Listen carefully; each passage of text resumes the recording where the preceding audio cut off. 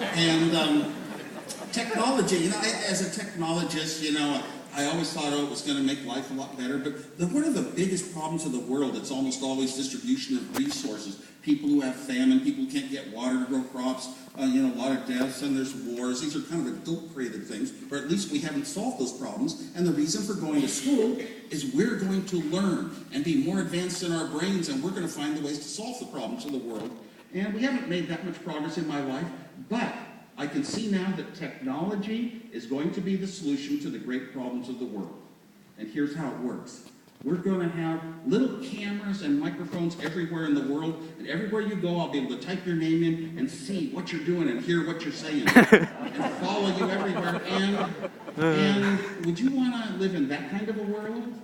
Would you want to bring children into that kind of a world? The population will decrease and resources will get distributed better. So we're on the path. Now, I did grow up with a very positive view of engineering. My father was an engineer. What do engineers do? They build things, and they build appliances in the home like washing machines. And I thought, how horrible a life our great-grandparents had, having to wash things by hand. Of course, they did it for tens of thousands of years, and they really didn't have a bad life. They didn't have unhappiness. But I thought, this is what brings us happiness. All the things that we make in the average Joe's home. Of course, we engineers would also make bridges and buildings and things that make the world possible. I wanted to be a part of this, making those things that make life easier, because eventually if we make enough of it and we make really great stuff, we won't have to work as hard. And instead of a 5-day work week, we'll have a 4-day work week.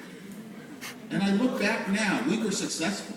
We created everything with this computer revolution. We created a total change in life that improved everything you do. You know that you couldn't possibly, people without your technology couldn't possibly be doing it. We were successful. But for some reason, the results of that, the rewards of it, didn't go to us, because now it takes 2 people working full-time, stressful jobs in Silicon Valley just to own a home.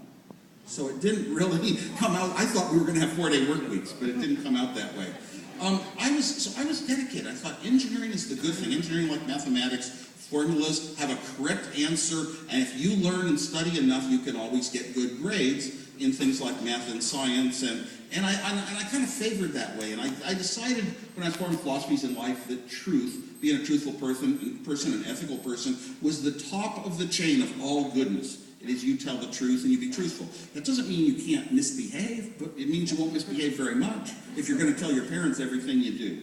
And it's strange. So I was strange. Why did I take out weird little philosophies like this? Well, I was very inward. I had been shy. I had been treated as a geek in school. I mean, this audience is like an audience of normal people. Sometimes I appear and I can look and tell everybody is working in computers and technology just because of the way they dress and their beard is and things like that. So anyway, so I grew up kind of a little bit shy, a social outsider, if you will, and that forces you to believe in yourself and be very independent and trust your own thinking, because a lot of times you're just quiet and you can't talk to other people. You don't know how to talk their small talk in high school, and you go home and you have to kind of work on yourself and believe in your own ideas, even if they're different than other people's. But the answer to me was not conflict. It was really just good thinking. Now, when I was very young, I was very lucky. Computers were so huge. You'd never expect to see one in your life.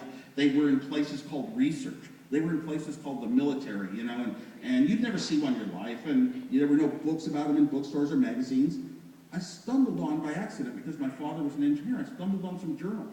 I started reading about the underlying mathematics of computer stuff, and I started playing on paper with ones and zeros and little things called logic, and I loved it.